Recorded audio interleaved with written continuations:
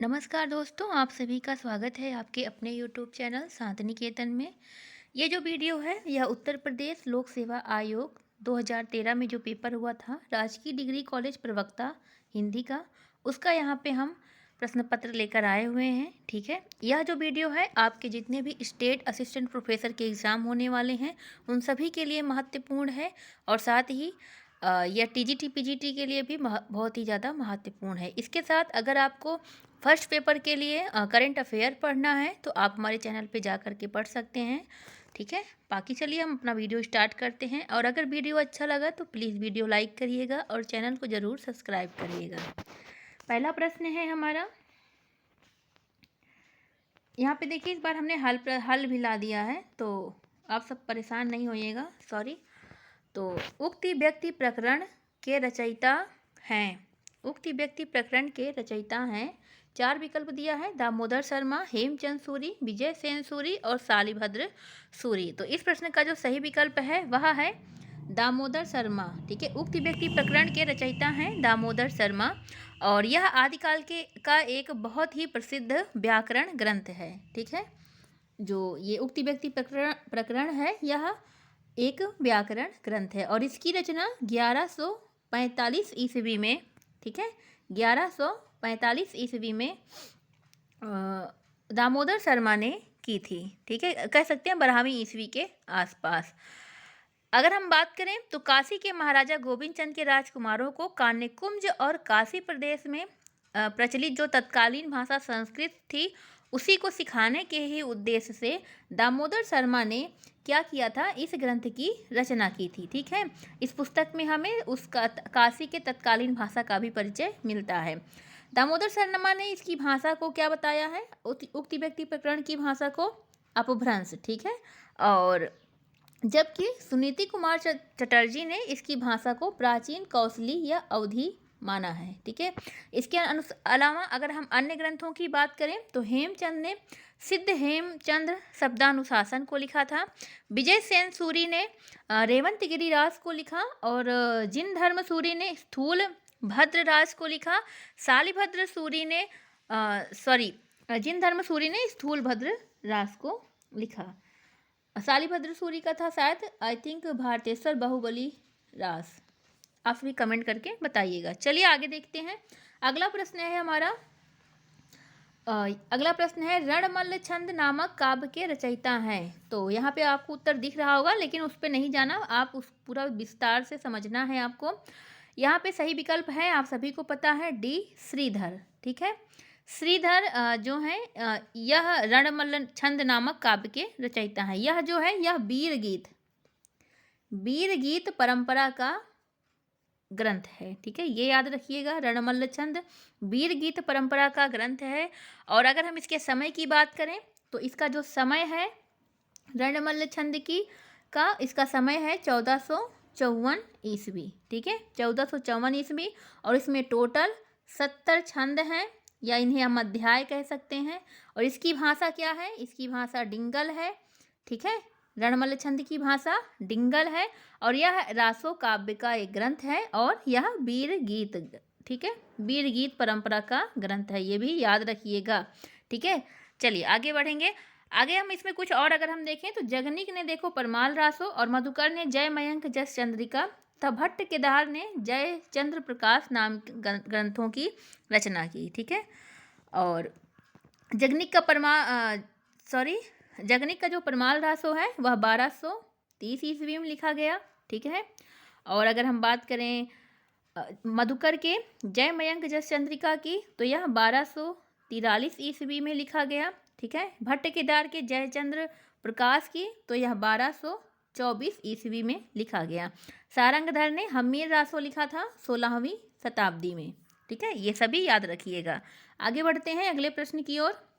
हिंदी साहित्य के इतिहास लेखन में काल विभाजन और नामकरण का प्रथम प्रयास करने वाले हैं, सभी को पता है, तो इसमें कोई ऐसा नहीं है कि उत्तर दिख रहा है तो आप सब परेशान हो जाएं।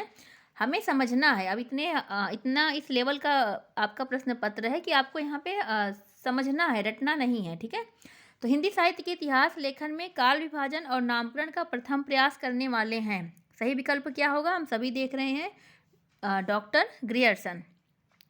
हिंदी साहित्य के इतिहास लेखन में काल विभाजन और नामकरण का सबसे पहला प्रयास डॉक्टर ग्रियर्सन जी ने किया था। ठीक है, इन्होंने 1848 ईस्वी में एशियाटिक सोसाइटी ऑफ बंगाल की पत्रिका के विशेषांक के रूप में दी modern vernacular literature of Hindustan का प्रकाशन किया। ठीक है, इस ग्रंथ में जो है टोटल 952 कवियों को सम्मिलित किया गया था। ठीक है, डॉक्टर किशोरी लाल गुप्त ने दी modern vernacular literature of Hindustan का हिंदी साहित्य का प्रथम इतिहास नामक शीर्षक से हिंदी अनुवाद किया था, जो कि कब प्रकाशित हुआ था? 1957 ईस्वी में। ठीक है, ये आप याद रखिएगा। और एक और बिंदु है, डॉक्टर ग्रियर्सन से संदर्भित कि 16वीं और 17वीं जो शताब्दी का युग है, जिसे भक्ति काल कहते हैं, उसको हिंदी काव्य का स्वर्ण युग माना था जॉर्ज ग्रियर्सन ने। ठीक है, चलिए आगे बढ़ेंगे। अगला प्रश्न है हमारा, हिंदी नवरत्न का रचना काल है। सही विकल्प क्या है? आप सभी को दिख रहा होगा, देख रहे हैं, 1910 ईस्वी। ठीक है, 1910 ईस्वी हिंदी नवरत्न का रचना काल 1910 है। इसके रचनाकार कौन है? मिश्र बंधु। मिश्र बंधुओं में 3 लोग आते हैं, गणेश बिहारी, श्याम बिहारी और सुखदेव बिहारी। कभी कभी तो यही भी परीक्षा में पूछता है, इसे याद रखिएगा। ठीक है, और हिंदी नवरत्न में इन्होंने किनको किनको शामिल किया? तो गोस्वामी तुलसीदास को, महात्मा सूरदास को, महाकवि देवदत्त देव को, महाकवि बिहारी को, भूषण और मतीराम को 5वें स्थान पे, महाकवि केशवदास को 6ठे स्थान पे, कबीर दास को इन्होंने 7वां स्थान दिया, महाकवि चंद्रवरदाई और लास्ट में इन्होंने भारतेंदु बाबू हरिश्चंद्र जी को स्थान दिया। ठीक है, यह इनका एक प्रसिद्ध आलोचनात्मक ग्रंथ है। हिंदी नवरत्न आलोचनात्मक ग्रंथ है, और इसी में देव बड़े या बिहारी को लेकर के विवाद हुआ था, जिसमें इन्होंने देव को ज़्यादा महत्व देते हुए, और देखिए यहाँ पे तुलसी और सूर के बाद इन्होंने देव को 3रा स्थान दिया था। ठीक है, बिहारी को बाद में। चलिए आगे बढ़ेंगे। अगला प्रश्न है हमारा चंदन बाला रास किसकी रचना है? ठीक है, तो 4 विकल्प दिए गए हैं, आप सभी को दिख रहा है। सही उत्तर है डी, आसगु। ठीक है, आसगु चंदन बाला रास की रचना है। इनकी एक और रचना था जीव दया रास। ठीक है, यह दोनों ही रचनाएं जो हैं करुण रस प्रधान हैं, ये आप याद रखिएगा। अगर हम चंदन बाला रास की अब बात करें, तो चंदन बाला रास जो है यह लगभग 1200 ईस्वी के आसपास लिखी गई, और 35 छंद, यह हम कह सकते हैं अध्याय। ठीक है, अध्याय का यह एक लघु खंड काव्य है। क्या है? चंदन बाला रास लघु खंड काव्य। ठीक है, ये आप याद रखिएगा। ठीक है, इसमें चंपा नगरी के राजा दधिवाहन की पुत्री चंदनबाला के अपहरण, उनको जो कष्ट हुआ वो, और महावीर द्वारा उनकी मुक्ति की गाथा लिखी गई है। ठीक है, ये आप याद रखिएगा। चलिए आगे बढ़ेंगे अगले प्रश्न की ओर। जम्बू स्वामी रास के रचयिता हैं। देखिए 4 विकल्प दिख रहा है आप सभी को, सही विकल्प भी दिख रहा है, इसका विस्तार बताते हैं। सही विकल्प है ए, धर्मसूरी। जम्बू स्वामी रास के रचयिता धर्मसूरी हैं। ठीक है, और यह एक जैन रास परंपरा का काव्य है। ठीक है, जम्बू स्वामी रास जैन रास परंपरा का काव्य है। ठीक है, आगे देखेंगे। अगर हम शालिभद्र सूरी की बात करें तो इन्होंने पंच पांडव रास, ठीक है, और जिनदत्त सूरी ने उपदेश रसायन रास नामक ग्रंथ की रचना की। ठीक है, और इसके अलावा अन्य हम जैन रास परंपरा के अन्य कवियों की बात करें तो मुनि सुमति गण थे, उन्होंने नेमिनाथ रास लिखा। विजय सेन सूरी ने रेवंत गिरी रास लिखा, और सोम प्रभु सूरी ने जो है वो कुमारपाल प्रतिबोध लिखा। अम्बदेव सूरी ने संघपति समरा रास लिखा। प्रज्ञा तिलक ने कच्छुली रास लिखा। ये भी याद रखिएगा आप। ठीक है, चलिए आगे बढ़ेंगे। हिंदी नए चाल में ढली, यह कथन किसका है? 4 विकल्प आपको दिख रहे हैं और सही उत्तर भी दिख रहा है। सही उत्तर है यह हमारा डी, हिंदी नई चाल में ढली, नए चाल में ढली, यह भारतेंदु हरिश्चंद्र जी का कथन है। ठीक है, और जो हमारे भारतेंदु हरिश्चंद्र जी हैं, आप सभी जानते हैं कि ये भारतेंदु हरिश्चंद्र जी हिंदी नवजागरण के अग्रदूत थे और इनका जो युग था हिंदी नवोत्थान का युग था। ठीक है, इनका जन्म 1850 में काशी में हुआ और इन्होंने लगभग 70 काव्य कृतियाँ इनकी हैं, जिसमें प्रमुखता में देखें तो भक्ति सर्वस्व, प्रेम मल्लिका, कार्तिक स्नान, बैसाख महात्म, प्रेम सरोवर, प्रेम माधुरी। ठीक है, अगर हम बात करें भारतेंदु हरिश्चंद्र जी के बारे में, तो रामविलास शर्मा ने इनके बारे में कहा है कि भारतेंदु युग का साहित्य व्यापक रूप से गदर से प्रभावित है। इसके अलावा रामविलास शर्मा आगे कहते हैं कि भारतेंदु हरिश्चंद्र जी की सॉरी इसके अलावा ये कहते हैं कि भारतेंदु ने हिंदी साहित्य को एक नए मार्ग पर यहाँ भारतेंदु हरिश्चंद्र जी की भाषा को रामचंद्र शुक्ल ने हरिश्चंदी हिंदी कहा है, साथ ही उन्हें सिद्धवाणी का सरल सहृदय कवि कहा है। ठीक है, भारतेंदु ने हिंदी साहित्य को एक नए मार्ग पर खड़ा किया। वे नए साहित्य के नए युग के प्रवर्तक थे। आचार्य रामचंद्र शुक्ल भारतेंदु युग का साहित्य जनवादी इस अर्थ में है कि वह भारतीय समाज के पुराने ढांचे से संतुष्ट न रहकर उसमें सुधार भी चाहता है। ठीक है, ये चीज़ें रामविलास शर्मा ने कही है। चलिए आगे देखेंगे अगले प्रश्न को। अगर कहीं थोड़ा सा भी आपको सही ना लगे तो आप हमें कमेंट करके बोल सकते हैं, कोई इसमें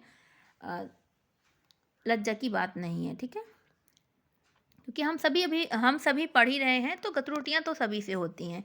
अगला प्रश्न है हमारा, महावीर प्रसाद द्विवेदी सरस्वती पत्रिका का संपादन कब किया था? महावीर प्रसाद द्विवेदी जी ने कब किया था, या उसके संपादक ये कब बने? ठीक है, तो इसके संपादक ये कब बने? तो 1903 ईस्वी में। 1903 ईस्वी से संपादन कार्य इन्होंने शुरू किया था। ठीक है, अगर हम बात करें तो महावीर प्रसाद द्विवेदी जी का, इनका जन्म 1854 ईस्वी में रायबरेली के दौलतपुर गांव में हुआ था और इन्होंने लगभग उनकी अनुदित और मौलिक ग्रंथों को मिलाकर 80 ग्रंथ हैं। कुछ प्रमुख काव्य ग्रंथ हैं, जैसे आप देख सकते हैं काव्य मंजूषा, सुमन, कान्यकुब्ज, अबला विलाप। ठीक है, और देवी स्तुति शतक।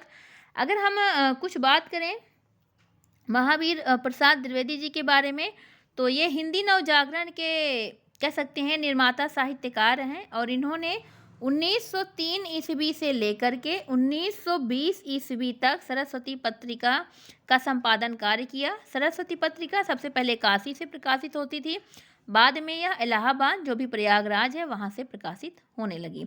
मिश्र बंधुओं ने महावीर प्रसाद द्विवेदी के बारे में कहा है कि यह हिंदी का भारी लेखक हैं, इन्हें हिंदी का भारी लेखक कहा है। आचार्य शुक्ल जी इनके बारे में कहते हैं कि हम पंडित महावीर प्रसाद द्विवेदी को पद्य रचना की एक प्रणाली के प्रवर्तक के रूप में पाते हैं। ठीक है, चलिए आगे बढ़ेंगे। अगला प्रश्न है हमारा, पौंमचर्यु के रचनाकार हैं? 4 विकल्प आपको दिख रहा है और उत्तर भी दिख रहा है। सही विकल्प है सी, स्वयंभू। पौंमचर्यु के रचनाकार कौन है? स्वयंभू। ठीक है, और स्वयंभू को ही जैन परंपरा का पहला कवि माना जाता है। ठीक है, और इन्हें अपभ्रंश का वाल्मीकि और अपभ्रंश का व्यास कहा जाता है। ठीक है, इनका अगर हम समय की बात करें तो स्वयंभू का समय है 8वीं शताब्दी या फिर 783 ईस्वी। ठीक है, इसी के आसपास माना जाता है। डॉक्टर राम कुमार वर्मा ने अपभ्रंश भाषा का पहला कवि स्वयंभू को हिंदी का भी पहला कवि माना है। ठीक है, इसके अलावा स्वयंभू ने अपनी भाषा को देसी भाषा कहा, ये सभी आप याद रखिएगा। स्वयंभू ने अपनी भाषा को देसी भाषा कहा है। ठीक है, और इनकी जो ये रचना है पौंमचर्यु, ठीक है, इसको इनके पुत्र त्रिभुवन ने पूरा किया। ठीक है, इनके पुत्र त्रिभुवन ने पूरा किया और इसमें राम के चरित्र विस्तार से को बताया गया। ठीक है, इसमें मतलब राम जी के चरित्र विस्तार को वर्णित किया गया है। ठीक है, इसके अलावा इनके 3 ग्रंथ माने जाते हैं स्वयंभू के, पौंमचर्यु, ऋट्ठेन्मिचर्यु। ये आप सभी देख लीजिए, ऋट्ठेन्मिचर्यु।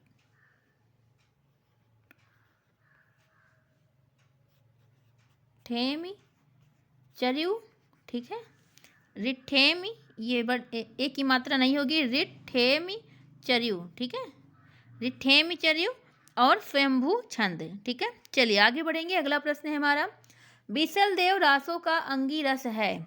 विकल्प आपको दिख रहा है और उत्तर भी सही उत्तर है ए श्रृंगार। अंगिरस क्या है बीसल देव रासों का? श्रृंगार। इसके रचयिता कौन है? नरपति नाल। और यह 4 खंडों में विभाजित एक वीर गीत काव्य है, ठीक है। यह जो बीसल देव रासो है, कह सकते हैं एक श्रृंगारिक विरह काव्य भी है, जिसमें पोषित पतिका नायिका जो है राजमती, उसके विरह वर्णन का वर्णन भी हुआ है। और इसमें जो 12 मासा पद्धति दिखाई गई है वो कार्तिक मास से शुरू हुई है, ठीक है। बीसल देव रासो वह रचना है जिसमें 12 मासा का वर्णन सबसे पहले हमें देखने को मिलता है। नरपति नाल ने इसे स्त्री रसायन कहा है, ठीक है, ये आप याद रखिएगा, इसे स्त्री रसायन कहा है, ठीक है। यह जो ग्रंथ है यह 4 खंडों में विभाजित है। और 4 खंडों में पहले खंड में राजा बीसल देव राजमती का विवाह है।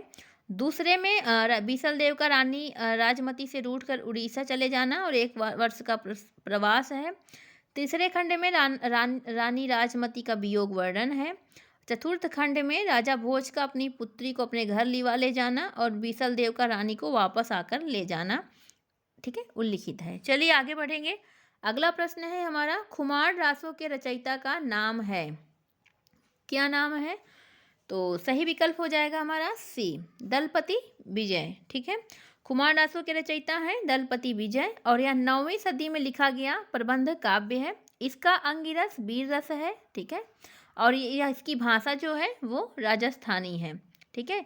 खुमार रासों में 5000 छंदों में वीर एवं श्रृंगार, ठीक है, वीर एवं श्रृंगार रस का बहुत ही सुंदर वर्णन किया गया है, ठीक है। खुमार रासों को हिंदी का प्रथम जय काव्य भी कहा जाता है, ये आप याद रखिएगा, हिंदी का पहला जय काव्य कहा जाता है। अमरचंद नाट्य ने लिखा है इसके बारे में कि खुमार रासों में बप्पा से लेकर राज सिंह तक का वृत्तांत है, पर राणा खुमार का वृत्तांत विस्तार से होने के कारण इस ग्रंथ का नाम खुमार रासो रखा गया है, ठीक है। चलिए आगे बढ़ेंगे। अगला प्रश्न है हमारा, अनुराग बांसुरी के रचयिता हैं, अनुराग बांसुरी के रचयिता कौन है? तो अगर हम देखें तो सही विकल्प हमारा है बी, नूर मोहम्मद। नूर मोहम्मद अनुराग बांसुरी के रचयिता हैं और इसका जो समय है अनुराग बांसुरी का वह है 1764 ईस्वी, ठीक है। अनुराग बांसुरी की जो भाषा है वह है अवधी, भाषा इसकी अवधी है, ठीक है।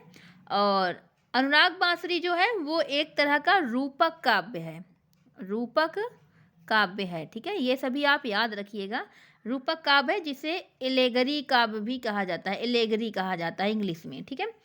इसकी जो पूरी कहानी है, सारे जितने पात्र हैं सारे रूपक हैं, ठीक है। इसका विषय जो है वह तत्वज्ञान संबंधी है, तत्वज्ञान संबंधी है, ठीक है, ये आप याद रखिएगा। आगे अगर हम बात करें तो रामचंद्र शुक्ल ने नूर मोहम्मद के अनुराग बांसुरी के बारे में कुछ पंक्तियां बोली हैं, तो उन्हें आप याद रखिएगा। रामचंद्र शुक्ल कहते हैं कि अनुराग बांसुरी की जो भाषा है उसके बारे में कि इसकी भाषा सूफी रचनाओं से बहुत अधिक संस्कृत गर्भित है। इसके साथ ही इन्होंने कहा कि हिंदी भाषा के प्रति मुसलमानों का भाव है इसमें। इसके अलावा ये कहते हैं शुक्ल जी कि शरीर, जीवात्मा और मनोवृत्तियों को लेकर पूरा अध्यवसित रूपक खड़ा करके कहानी बांधी है। इसके बारे में अगला एक कथन कहते हैं शुक्ल जी कि चौपाई के बीच बीच में इन्होंने दोहे ना लिखकर बरवे लिखे हैं, ठीक है। ये जो पंक्तियां हैं 4 पंक्तियां ये शुक्ल जी की बहुत ही महत्वपूर्ण है अनुराग बांसुरी के संदर्भ में। नूर मोहम्मद का एक अन्य ग्रंथ भी है, वह है इंद्रावती, ठीक है, और जिसमें कालिंजर के राजकुंवर और आगमपुर की राजकुमारी इंद्रावती की प्रेम कहानी का वर्णन किया गया है। चलिए आगे बढ़ेंगे। अगला प्रश्न है हमारा हिंदी में प्रचलित 12 मासा सबसे पहले किस कृति में मिलता है, ठीक है। अभी हमने बताया था, पर इसमें इससे पहले भी कहीं मिलता है, वो चीज़ें हिंदी में प्रचलित, देखिए प्रश्न चेंज हुआ है, ठीक है। हिंदी में प्रचलित बारहमासा, तो हिंदी में प्रचलित बारहमासा सबसे पहले नेमिनाथ चौपई में मिलता है। सही विकल्प हो जाएगा बी, नेमिनाथ चौपई। नेमिनाथ चौपई के जो लेखक हैं वह हैं विनय चंद्र सूरी, ठीक है। नेमिनाथ चौपई के जो लेखक हैं वह हैं विजय सेन सूरी। और इसका समय जो है नेमिनाथ चरयू का चौपई का वह है 13वीं शताब्दी, ठीक है। इसमें 22वें तीर्थंकर नेमिनाथ के जीवन चरित्र का वर्णन किया गया है। चलिए आगे बढ़ेंगे अगले प्रश्न की ओर। कालक्रम अनुसार इनमें सबसे पुराने लेखक हैं कौन? 4 विकल्प दिया है। तो सबसे पहले हम सभी देख रहे हैं कौन आएगा। सबसे पहले आएंगे हमारे भारतेंदु हरिश्चंद्र जी। देखिए यहाँ पे जन्म काल दिया हुआ है। भारतेंदु हरिश्चंद्र जी का जन्म काल 1850 से 1885 ईस्वी है। इनका समय काल। किशोरी लाल गोस्वामी 1865 से 1932, श्याम सुंदर दास 1875 से 1945, सरदार पूर्ण सिंह 1881 से 1931 ईस्वी, ठीक है। चलिए आगे बढ़ेंगे अगले प्रश्न की ओर। भक्तिकाल की कृष्ण भक्ति काव्य परंपरा में नहीं है। कौन नहीं है? तो सुंदरदास कृष्ण भक्ति परंपरा में नहीं, यह संत काव्य परंपरा के अंतर्गत आते हैं, ठीक है। बाकी सूरदास, परमानंदास, कृष्णदास, नंददास ये सभी कृष्ण भक्ति काव्य परंपरा के अंतर्गत आते हैं, ठीक है। सुंदरदास जो हैं वो संत कवियों में, ठीक है, संत कवियों में सुंदरदास जी सबसे ज़्यादा शिक्षित और सर्वाधिक मतलब इन बुद्धिमान, व्युत्पन्नमति एकमात्र कवि यही थे सुंदरदास। इन्होंने छोटी बड़ी मिलाकर इनकी अगर रचनाओं की बात करें तो 42 रचनाएं इनकी टोटल हैं, जिनमें ज्ञान समुद्र, सुंदर विलास, सर्वांग योग प्रदीपिका, पंचेंद्रिय चरित, शुद्ध समाधि, अद्भुत उपदेश, स्वप्न प्रबोध, वेद विचार, उक्त अनूप, पंच प्रभाव, ज्ञान झूलना इत्यादि इनकी महत्वपूर्ण रचनाएं हैं। चलिए आगे बढ़ेंगे अगले प्रश्न की ओर। आचार्य रामचंद्र शुक्ल हिंदी रीति ग्रंथों की अखंड परंपरा किससे मानते हैं? तो यह देखिए प्रश्न कई बार पूछा है। सही विकल्प हम सभी जान रहे हैं, बी होगा। आचार्य चिंतामणि त्रिपाठी से ही शुक्ल जी ने हिंदी रीति ग्रंथों की अखंड परंपरा को माना है।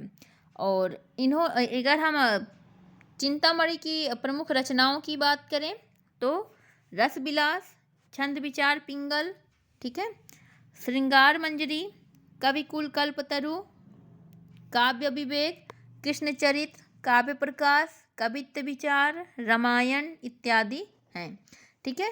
और चिंतामणि के बारे में शुक्ल जी कहते हैं कि हिंदी रीति ग्रंथों की परंपरा चिंतामणि त्रिपाठी से चली है, अतः रीति काल का आरंभ उन्हीं से मानना चाहिए। इसके अलावा आचार्य शुक्ल जी इनके संदर्भ में कहते हैं कि हिंदी में लक्षण ग्रंथ की परिपाटी पर रचना करने वाले जो सैकड़ों कवि हुए हैं वे आचार्य की कोटि में नहीं आ सकते। वे वास्तव में कवि ही थे, उनमें आचार्य के गुण नहीं थे। यह इन्होंने चिंतामणि त्रिपाठी के संदर्भ में कहा है। इसके अलावा हजारी प्रसाद द्विवेदी जी कहते हैं चिंतामणि के बारे में कि चिंतामणि के उदाहरणों में सच्चे कवि हृदय की झलक है। कभी कभी तो वे सरसता से अपने छोटे भाई मतीराम से होड़ करते हैं, ठीक है। तो ये पंक्तियां हैं, इम्पॉर्टेंट हैं। चलिए आगे बढ़ेंगे अगला प्रश्न है हमारा। तुलसीदास कृत विनय पत्रिका की भाषा है, ठीक है। तो हम सभी जानते हैं क्या भाषा है? ब्रज भाषा, ठीक है। विनय पत्रिका की भाषा ब्रज भाषा है, ठीक है। और विनय पत्रिका एक गीति काव्य है, ये आप याद रखिएगा। विनय पत्रिका एक गीति काव्य है और इसके साथ ही इसका जो समय है 1631 ईस्वी से लेकर के इसका रचना काल जो था 1779 ईस्वी है, ठीक है। इसके अलावा विनय पत्रिका के संदर्भ में एक कथन है कि भक्ति रस का जैसा परिपाक विनय पत्रिका में हुआ है अन्यत्र नहीं, ठीक है। इसमें कलिकाल के विरुद्ध भगवान राम के दरबार में अर्जी प्रस्तुत की गई है। मूल गोसाई चरित्र में विनय पत्रिका के स्थान पर विनयावली का उल्लेख है। ठीक है, आचार्य रामचंद्र शुक्ल जी कहते हैं विनय पत्रिका के संदर्भ में कि विनय पत्रिका हिंदी साहित्य का एक अनमोल ग्रंथ है। बाकी तुलसीदास जी के अन्य प्रमुख ग्रंथों में हम जानते ही हैं वैराग्य संदीपनी, जो ब्रज भाषा में इन्होंने लिखा है। ब्रज भाषा में लिखे गए इनके अन्य ग्रंथ हैं वैराग्य संदीपनी, कृष्ण गीतावली, गीतावली, दोहावली, विनय पत्रिका, कवितावली। ठीक है, विनय पत्रिका अभी हमने वहाँ पे बता ही दिया। ठीक है, चलिए आगे बढ़ेंगे। अगला प्रश्न है हमारा, आखड़िया झाई पड़ी पंथ निहार निहार, जी भड़िया छाल्या पड़ा राम पुकारी पुकारी। उक्त पंक्ति किस मत को व्यक्त करती है? तो यहाँ पे देखिए इस प्रश्न का सही उत्तर क्या होगा? यह जो है थोड़ा सा विवादित है, इसमें दिखा रहे हैं, लेकिन अगर हम कहें तो ये जो पंक्ति है ये पहली बात तो है हमारे कबीरदास की। ठीक है, कबीरदास की पंक्ति है। यह जो पंक्ति है इसमें निर्गुण संत मत को व्यक्त करती है, परंतु विकल्प में संत मत नहीं है।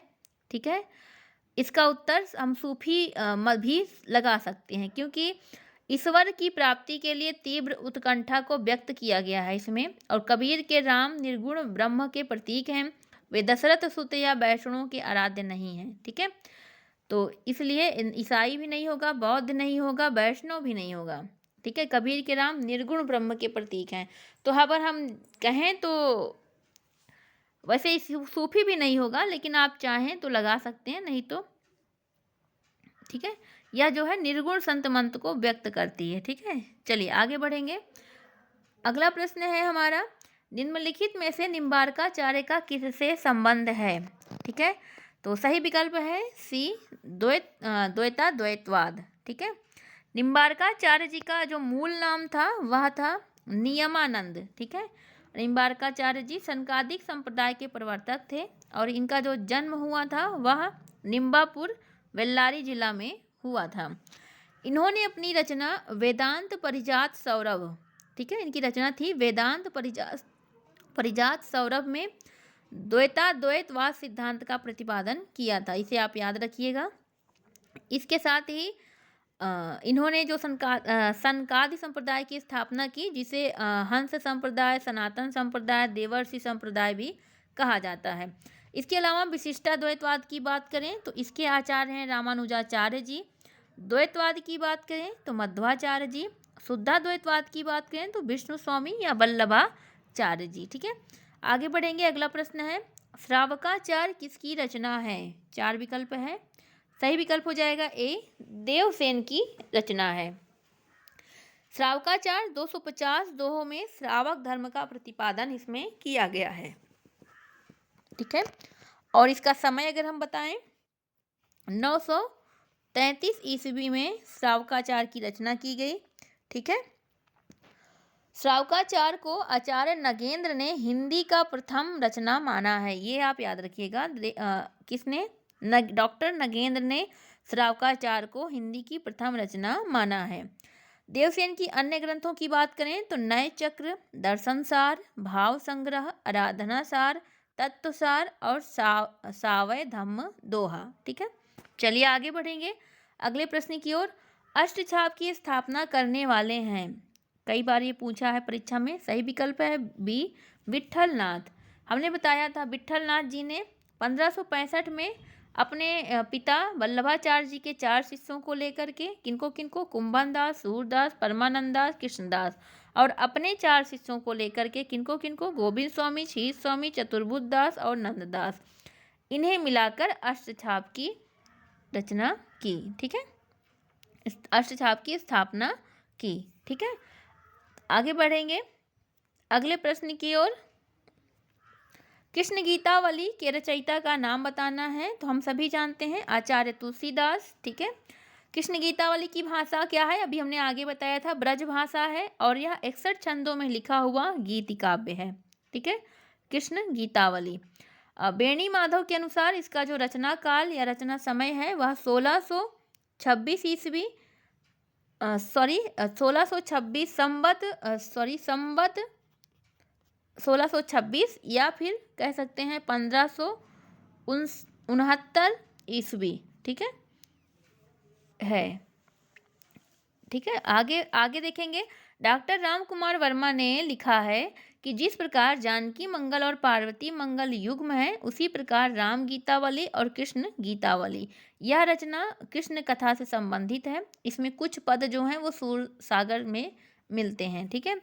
नाभादास जी ने तुलसीदास को भक्ति काल का सुमेरु कहा है और कलिकाल का कवि कहा है। तुलसीदास की अन्य रचनाओं की बात करें तो रामचरितमानस, जानकी मंगल, पार्वती मंगल, गीतावली, दोहावली, वैराग्य संदीपनी, रामलला, नहछू। चलिए आगे बढ़ते हैं। काशी नागरी प्रचारणी सभा की स्थापना किस वर्ष हुई? ठीक, सही विकल्प है सी, 1893 ईस्वी में काशी नागरी प्रचारणी सभा की स्थापना हुई। संस्थापक कौन थे? श्याम सुंदर दास जी, आचार्य श्याम सुंदर दास जी। नागरी प्रचारणी सभा हिंदी भाषा और साहित्य तथा देवनागरी लिपि की उन्नति एवं प्रचार प्रसार करने वाली देश की एक अग्रणी संस्था है। ठीक है। अगर हम बात करें इसके पहले अध्यक्ष कौन थे, तो पहले अध्यक्ष थे बाबू राधा कृष्ण दास। ठीक है, बाबू राधा कृष्ण दास, आप सभी नोट कर लीजिएगा। और इसकी स्थापना हमने बताया दी ही दिया 1893 ईस्वी 9 जुलाई 1893 ईस्वी को हुई थी। ठीक है। इसके संस्थापकों में अगर हम कहें तो श्याम सुंदर दास जी, राम नारायण मिश्र, शिव कुमार सिंह भी आते हैं। ठीक है। और बस इतना ही महत्वपूर्ण था। इसके पहले संपादक जो थे वे बेनी प्रसाद सिंह थे। 24 साल तक यह जो पत्रिका थी पहले मासिक पत्रिका थी। ठीक है। पहला प्रकाशन इसका निकला था 11 मई 1896 ईस्वी को, और यह बाद में 24 साल तक मासिक होने के बाद 1920 ईस्वी में त्रैमासिक हो गई थी। ठीक है। चलिए आगे बढ़ेंगे अगले प्रश्न की ओर। गोरखबानी ग्रंथ के संपादक हैं, गोरखबानी ग्रंथ के संपादक हैं कौन है? बी, पीताम्बर दत्त बड़द्वाल। ठीक है। पीताम्बर दत्त बड़द्वाल ने गोरखनाथ के 14 ग्रंथों को प्रमाणित मानकर उनका संपादन गोरखबानी के नाम से किया। ठीक है। वो 14 ग्रंथ कौन कौन से थे? शब्द, पद, शिष्यादर्शन, प्राण संकली, नरवय बोध, आत्मबोध, अभय मात्रा जोग, 15 तिथि, सप्तवार, मच्छिंद्र गोरख बोध, रोमावली, ज्ञान तिलक, ज्ञान 34, पंचमात्रा, ये 14 ग्रंथ थे। ठीक है। चलिए आगे बढ़ेंगे। अगला प्रश्न है हमारा, निम्नलिखित कवियों में से किसने प्रेमाख्यानक काव्य की रचना नहीं की है? सही उत्तर है डी, अब्दुल कादिर ने। कवि अब्दुल कादिर ने प्रेमाख्यानक काव्य की रचना नहीं की। ठीक है। अब्दुल कादिर की बात करें तो यह इससे नहीं जुड़े थे प्रेमाख्यानक काव्य से, बल्कि मुल्ला दाऊद ने की चंदायन, जायसी ने पद्मावत, उस्मान ने चित्रावली, पुहकर ने रसरतन, मुकुंद सिंह ने नलचरित इत्यादि ग्रंथों को रचा। दाऊद के चंद्रायन का समय है 1379 ईस्वी, मलिक मोहम्मद जायसी के पद्मावत का समय 1540 ईस्वी, उस्मान की चित्रावली 1613 ईस्वी, पुहकर का रसरतन 1618 ईस्वी, मुकुंद सिंह का नलचरित 1641 ईस्वी। चलिए आगे बढ़ेंगे। लोकमंगल की भावना के सर्वश्रेष्ठ कवि हैं, देखिए आसान आसान सा प्रश्न पूछा है, तुलसीदास। ठीक है। गोस्वामी तुलसीदास जी ने रामचरितमानस की रचना की और उसी में स्वांतः सुखाय के साथ साथ लोकहित और लोकमंगल के लिए इन्होंने यह रचना रची थी। ठीक है। तुलसीदास जी ने राम के चरित्र में लोक नायक और लोक रक्षक दोनों ही रूपों की प्रतिष्ठा की है, और इन्होंने मानस में राम राज्य की कल्पना की है कि दैविक भौतिक तापा राम राज नहीं कहूँ व्यापा। जॉर्ज ग्रियर्सन ने कहा है तुलसीदास जी के बारे में कि बुद्धदेव के बाद भारत के सर्वाधिक बड़े लोकनायक तुलसीदास हैं। हजारी प्रसाद द्विवेदी कहते हैं कि भारतवर्ष का लोकनायक वही हो सकता है जो समन्वय करने का अपार धैर्य लेकर आया हो। ठीक है। चलिए आगे बढ़ेंगे अगले प्रश्न की ओर। केशव कही न जाय न कहिए, देखत तव रचना विचित्र, अति समुझी मन ही मन रहिए, के रचयिता हैं? कौन? तो सही विकल्प है ए तुलसीदास। ठीक है, इसके रचयिता तुलसीदास है और यह पंक्ति जो है विनय पत्रिका से ली गई है। ठीक है, विनय पत्रिका से ली गई है। रामचंद्र शुक्ल जी तुलसीदास जी के बारे में कहते हैं कि तुलसीदास लोक मंगल के सूर्यदास, जीवनो उत्सव के जायसी और प्रेम के पीर के कवि थे। ये कहते हैं कि इस भक्ति रस का पूर्ण परिपाक जैसा तुलसी में देखा जाता है अन्यत्र नहीं। ठीक है, डॉक्टर राम कुमार वर्मा कहते हैं कि भक्ति के सर्वोच्च साधना ही तुलसी के धर्म की मर्यादा है। चलिए आगे देखेंगे अगले प्रश्न की ओर। राम कथा उत्पत्ति और विकास के लेखक हैं। राम कथा उत्पत्ति और विकास, सही उत्तर है बी कामिल बुल्के। ठीक है, ये बेल्जियम से भारत आए एक मिशनरी थे। ठीक है, भारत आकर इन्होंने मृत्यु पर्यंत, जब तक ये मरे नहीं तब तक, यह तुलसी वाल्मीकि के भक्त रहे, हिंदी को पूजते थे। ठीक है, इन्होंने साहित्य एवं शिक्षा के क्षेत्र में भारत सरकार द्वारा इन्हें 1974 ईस्वी में पद्म भूषण से सम्मानित किया गया था। ठीक है, बाकी आचार्य रामचंद्र शुक्ल का जो ग्रंथ है वह हिंदी साहित्य का इतिहास 1929 ईस्वी। डॉक्टर नागेंद्र का जो ग्रंथ है वह भी है हिंदी साहित्य का इतिहास 1973 ईस्वी। और राधाचरण गोस्वामी का जो ग्रंथ है तन मन धन श्री गोसाई जी को अर्पण। ठीक है, आगे बढ़ेंगे अगले प्रश्न की ओर। विनय पत्रिका किस भक्ति काव्य परंपरा की रचना है? अगला प्रश्न है हमारा। 4 विकल्प दिए गए हैं, आप सभी को दिख रहा है, और सही उत्तर इसका जो है वह है बी राम भक्ति परंपरा। विनय पत्रिका राम भक्ति परंपरा की रचना है। हम सभी पढ़ लिए हैं, तुलसीदास जी की है और 279 पद हैं, ब्रजभाषा में रचा गया है। तुलसी के दास से भाव की भक्ति यहाँ पे प्रस्तुत की गई है। ठीक है, कलिकाल के विरुद्ध राम भगवान के दरबार में अर्जी के रूप में इसे प्रस्तुत किया गया था। ठीक है, ये इतना आप याद रखिए, गीति काव्य है यह एक। आगे बढ़ेंगे, इनमें से कौन सा एक सही युग्म है? सही युग्म हमें बताना है, कौन सा एक सही युग्म है। तो इस प्रश्न का जो सही उत्तर है वह है डी वल्लभाचार शुद्धा द्वैतवाद। ठीक है, बाकी ये सारे गलत हैं। रामानुजाचार्य विशिष्टा द्वैतवाद से संबंधित हैं। निम्बारकाचार्य द्वैतवाद से संबंधित हैं। मध्वाचार्य द्वैतवाद से संबंधित हैं। ठीक है, और वल्लभाचार्य का दार्शनिक मत है शुद्धा द्वैतवाद। वल्लभाचार्य की रचना है पूर्व मीमांसा, उत्तर मीमांसा या ब्रह्मसूत्र। ठीक है, जो कि अणुभाष्य के नाम से भी प्रसिद्ध हुआ है। इनका एक और है श्रीमद् भागवत की सूक्ष्म टीका तथा सुबोधनी टीका और तत्वदीप निबंध। चलिए आगे देखेंगे, ये देखिए सारे यहाँ पे वो हैं। अगला प्रश्न है हमारा, रीति काव्य की भूमिका के लेखक हैं। तो कौन है रीति काव्य की भूमिका के लेखक? सही उत्तर हो जाएगा सी डॉक्टर नगेंद्र। ठीक है, डॉक्टर नगेंद्र की अन्य रचनाओं की बात करें, सुमित्रानंदन पंत, साकेत एक अध्ययन, हिंदी साहित्य की प्रवृत्तियाँ, शैली विज्ञान। ठीक है, इसके अलावा राम की शक्ति पूजा, निराला की एक कालजयी कृति। ठीक है, इसके अलावा हिंदी साहित्य की प्रवृत्तियाँ, ये हमने बता दिया है। आधुनिक हिंदी साहित्य की मुख्य प्रवृत्तियाँ। ठीक है, इनकी 2 रचना है, एक हिंदी साहित्य की प्रवृत्तियाँ, एक आधुनिक हिंदी कविता की मुख्य प्रवृत्तियाँ। इसके अलावा इनका अन्य ग्रंथ है भारतीय समीक्षा और आचार्य शुक्ल की काव्य दृष्टि। अगला है रस सिद्धांत। अगला है नई समीक्षा नए संदर्भ।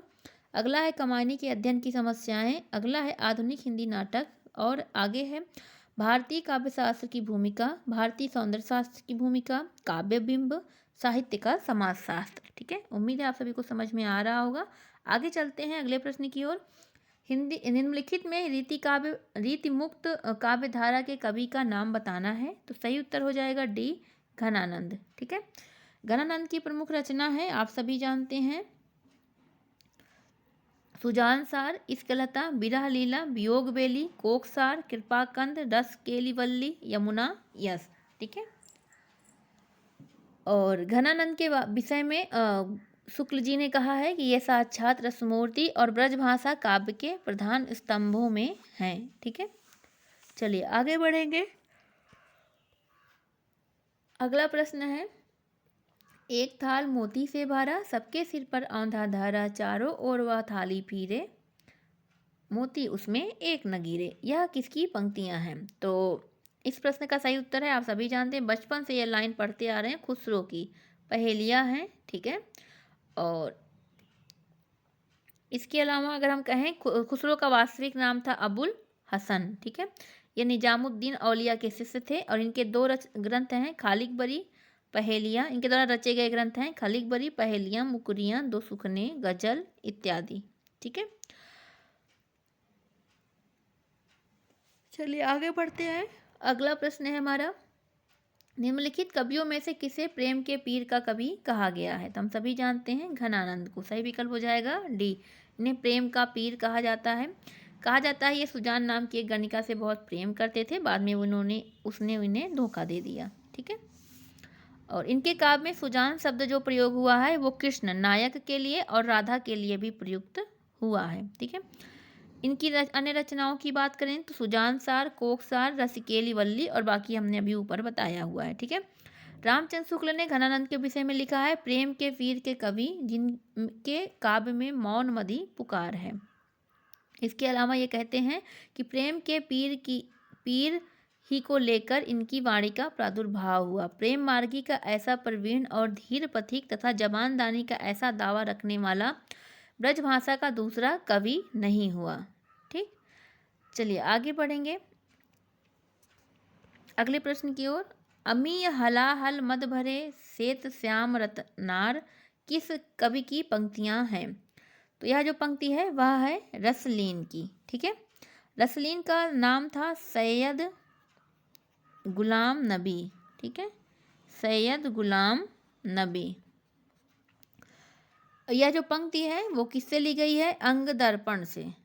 ठीक है, इनका ग्रंथ है अंग दर्पण, उसमें से ली गई है। अमी हलाहल मद भरे, श्वेत श्याम रत नार। ठीक है, अंग दर्पण में 180 दोहों का संकलन किया गया है।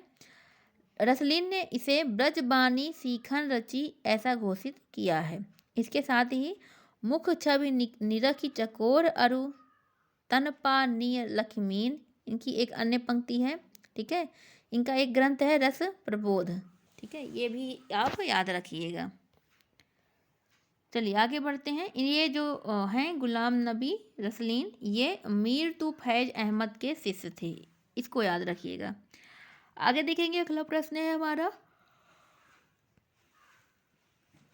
निम्नलिखित में से कौन सा रासो आल्हा खंड के नाम से प्रसिद्ध है? सही विकल्प हो जाएगा सी, परमाल रासो। ठीक है, इसमें आल्हा उदल नाम के दो सरदारों की वीरता का वर्णन किया गया है, जिसके रचनाकार जगनीक हैं। ठीक है, और इसमें कालिंजर के राजा परमाल और उनके आश्रित थे दो सरदार आल्हा और उदल, उन्हीं की वीरता दिखाई गई है। यह रासो लोक ग्रंथ काव्य है, आल्हा खंड में लिखा हुआ, आल्हा शैली में रचा हुआ पर रासो लोक ग्रंथ काव्य है। हजारी प्रसाद द्विवेदी ने पृथ्वीराज रासो की तरह इसको भी अर्ध प्रमाणिक माना है। बच्चन सिंह कहते हैं कि आल्हा खंड में श्रृंगारिक वर्णन का एकांत अभाव है। चलिए आगे बढ़ेंगे। बाकी पृथ्वीराज रासो की रचना चंद्रबरदाई ने की, कुमार रासो की दलपति विजय ने, बिसल देव रासो की नरपति नाल ने। आगे बढ़ते हैं। जगत विनोद की रचना किस कवि ने की? तो सही उत्तर हो जाएगा सी, पद्माकर। रीतिकालीन कवि पद्माकर ने की। ठीक है, जगत विनोद की। और रीतिकाल में ऋतु वर्णन के लिए प्रसिद्ध कवि हैं हमारे पद्माकर, जिन्होंने लक्षण ग्रंथ लिखने वाले रीतिकाल के सबसे अंतिम कवि भी यही हुए। आचार्य हजारी प्रसाद द्विवेदी के अनुसार भाषा पर इनका बहुत ही व्यापक अधिकार था। सूक्त योजना में बिहारी के समकक्ष हैं, पर श्रृंगार रस के प्रसंग में इनके अनुभवों अलंकारों की योजना निसंदेह बहुत उत्तम कोटि की है। यह कहते हैं इनके बारे में हजारी प्रसाद द्विवेदी। इनके रचना अन्य ग्रंथों की बात करें तो हिम्मत बहादुर बिरुदावली, पद्माभरण, प्रबोध पचासा, गंगा लहरी, जगत विनोद, राम रसायन, ठीक है, हितोपदेश, ठीक है, पद्माभरण, हमने बता दिया, ये सारी रचनाएं हैं। चलिए आगे बढ़ेंगे अगले प्रश्न की ओर। काव्य विवेक के रचनाकार हैं, तो काव्य विवेक के रचनाकार कौन है? सी चिंतामणि, हमने कितनी बार बताया, ठीक है। चिंतामणि की जो रचनाएं हैं, रसविलास, छंद विचार पिंगल, श्रृंगार मंजरी, कविकुल कल्पतरु, कृष्ण चरित्र, काव्य विवेक, काव्य प्रकाश, कवित्व विचार, रामायण इत्यादि। चिंतामणि के बारे में शुक्ल जी ने कहा है कि चिंतामणि ने काव्य के सब अंगों पर ग्रंथ लिखे हैं। इनकी भाषा ललित और सानुप्रास होती थी। अवध के पिछले कवियों की भाषा देखते हुए इनकी ब्रजभाषा विशुद्ध दिखाई पड़ती है और विषय वर्णन की प्रणाली भी मनोहर है। ये वास्तव में एक उत्कृष्ट कवि थे। यह कहा है किसने? आचार्य शुक्ल ने चिंतामणि के बारे में। चलिए आगे देखेंगे। अगला प्रश्न है हमारा, फागु की भीर अभीरन में गई गोविंद लय गई भीतर गोरी। तो यह इसके रचनाकार हैं। कौन रचनाकार हैं? सही विकल्प हो जाएगा सी पद्माकर, ठीक है। यह पंक्ति पद्माकर की है। चलिए पद्माकर के ग्रंथों को भी हमने इसके पहले ही देखा। पद्माभरण, जगत विनोद, प्रबोध पचासा, गंगा लहरी, राम रसायन, अली जा प्रकाश इत्यादि, ठीक है। बिहारी की जो प्रमुख पंक्ति है वह है, या अनुरागी चित्त की गति समझे नहीं कोई, ज्यों ज्यों बूढ़े श्याम रंग त्यों त्यों उज्ज्वल होए। भिखारी दास का एक पंक्ति है, तुलसी गंग दुबो गए सुकविन के सरदार, इनके काव्य में मिली भाषा विविध प्रकार, ठीक है। केशव दास कहते हैं कि ताते रुचि सो सोच के कीजे सरस कवित्त। चलिए आगे बढ़ेंगे अगले प्रश्न की ओर। कमानी को छंद काव्य का उपनिषद किसने कहा है? तो सही उत्तर हम सभी देख रहे हैं डी शांति प्रिय द्विवेदी जी ने, ठीक है। जबकि डॉक्टर नगेंद्र ने कमानी को मानव चेतना का महाकाव्य कहा है। कमायनी एक फैंटेसी है, यह कहा है मुक्तिबोध ने। और कमायनी एक असफल कृति है, यह कहा है इंद्रनाथ मदान ने। तो ये सारे कथन आपके लिए महत्वपूर्ण हो जाते हैं। कमायनी एक नए युग का काव्य है, यह किसने कहा है? नए युग का काव्य है नंद दुलारे वाजपेयी ने, ठीक है। इसके साथ ही कमायनी मानवता का रसात्मक इतिहास है, यह किसने कहा है? आचार्य शुक्ल ने, ठीक है। मानवता का रसात्मक इतिहास आचार्य शुक्ल ने। चलिए आगे बढ़ेंगे अगले प्रश्न की ओर। नीलम देश की राजकन्या किस विधा की रचना है? तो सही विकल्प हम सभी देख रहे हैं बी कहानी। और किसकी कहानी है? जैनेन्द्र की, ठीक है। जैनेन्द्र की कहानियों के माध्यम से पहली बार हिंदी साहित्य में व्यक्ति को महत्व मिला था, ठीक है। जैनेन्द्र की पहली कहानी है खेल, जिसका समय है 1928 ईस्वी, जो कि विशाल भारत में प्रकाशित हुई थी। लेकिन जैनेन्द्र ने फोटोग्राफी को अपनी पहली कहानी माना है। जैनेन्द्र के प्रमुख कहानी संग्रह की बात करें तो फांसी 1929 ईस्वी, वातायन 1931 ईस्वी, दो चिड़िया 1934 ईस्वी, एक रात 1935 ईस्वी, नीलम देश की राजकन्या 1938 ईस्वी, ध्रुव यात्रा 1944 ईस्वी, पाजेब 1948 ईस्वी, जय संधि 1948 ईस्वी, ठीक है। आगे बढ़ेंगे अगले प्रश्न की ओर। तार सप्तक काव्य संग्रह का प्रकाशन कब हुआ था? तो 1943 ईस्वी में, सही विकल्प हो जाएगा। 7 कवि थे, रामविलास शर्मा, अज्ञेय, मुक्तिबोध, गिरजा कुमार माथुर, भारत भूषण अग्रवाल, प्रभाकर माचवे और नेमीचंद जैन, ठीक है। अज्ञेय जी के संपादकत्व में हुआ था। चलिए आगे बढ़ेंगे। महावीर प्रसाद द्विवेदी और हिंदी नवजागरण के लेखक कौन हैं? तो सही विकल्प हो जाएगा रामविलास शर्मा, विकल्प सही है डी, ठीक है।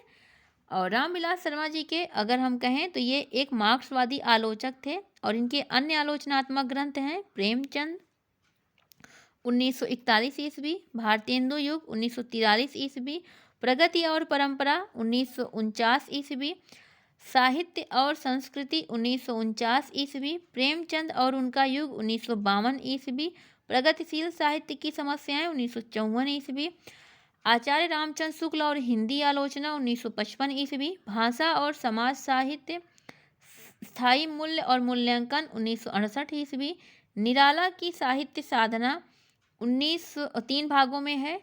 भारतेंदु युग और हिंदी साहित्य का विकास परंपरा 1975 ईस्वी। नई कविता और अस्तित्व, इसके अलावा हिंदी जाति का साहित्य 1986 ईस्वी। ये जो प्रमुख ग्रंथ थे ये सभी रामविलास शर्मा जी की आलोचनात्मक कृतियां हैं। ठीक है, चलिए आगे बढ़ेंगे अगले प्रश्न की ओर। निम्नलिखित रचनाओं में से दिनकर को किस रचना के लिए ज्ञानपीठ पुरस्कार प्राप्त हुआ है? तो इस प्रश्न का सही उत्तर है डी, उर्वशी के लिए 1972 ईस्वी में इन्हें ज्ञानपीठ पुरस्कार प्राप्त हुआ। ठीक है, उर्वशी को कवि ने कामाध्यात्म भी कहा है। उर्वशी को दिनकर जी ने कामाध्यात्म कहा है। इसमें भी कवि के विचार तत्व की प्रधानता है। उर्वशी 5 अंकों में विभक्त एवं नाटकीय शैली में लिखी गई यह एक प्रबंधात्मक काव्य है जिसमें पुरूरवा और उर्वशी की कथा कही गई है। यह एक गीति नाट्य है। ठीक है, और इसमें उर्वशी की एक प्रमुख पंक्ति है कि रूप की आराधना का मार्ग आलिंगन नहीं हो तो और क्या है। ठीक है, उर्वशी यहाँ पे सनातन नारी के रूप में, पुरूरवा सनातन पुरुष के रूप में, आयु मनुष्य के रूप में, गंधमादन क्रीड़ा क्षेत्र के प्रतीक के रूप में इस ग्रंथ में चित्रित हुए हैं। रामधारी सिंह दिनकर को समय सूर्य और अधैर्य का कवि भी कहा जाता है। ठीक है, चलिए आगे बढ़ेंगे। अगला प्रश्न है हमारा, किस कवि की कृति को छायावाद का घोषणा पत्र कहा गया है? सही विकल्प हो जाएगा ए, सुमित्रा नंदन पंत को, पल्लव को। ठीक है, पल्लव को जो कि सुमित्रा नंदन पंत द्वारा लिखा गया था उसे छायावाद का मैनिफेस्टो कहा जाता है। पंत जी को संवेदनशील इंद्रिय बोध का कवि भी कहा जाता है। ठीक है, इसके अलावा इसे क्यों कहा जाता है छायावाद का मैनिफेस्टो? क्योंकि इसी में सर्वप्रथम छायावाद के बहिरंग की परीक्षा हुई थी। पल्लव को प्रकृति की चित्रशाला भी कहा जाता है। ठीक है, पल्लव की जो भूमिका इन्होंने लिखी थी वह भूमिका छायावाद का घोषणा पत्र कहलाता है। पंत जो थे वो अरविंद दर्शन से प्रभावित थे। ठीक है, और इन्हें रावणार्जुन भी कहा जाता था। ठीक है, चलिए आगे बढ़ेंगे। अगला है नवगीत दशक के संपादक हैं। सही विकल्प है बी, शंभुनाथ सिंह। शंभुनाथ सिंह की अन्य ग्रंथ हैं रूप रश्मि, माता भूमि, छायालोक, उदयाचल, दीवालोक, जहाँ दर्द नीला है, वक्त की मीनार पर। चलिए आगे बढ़ेंगे। अगला प्रश्न है सैरंधी के रचनाकार हैं?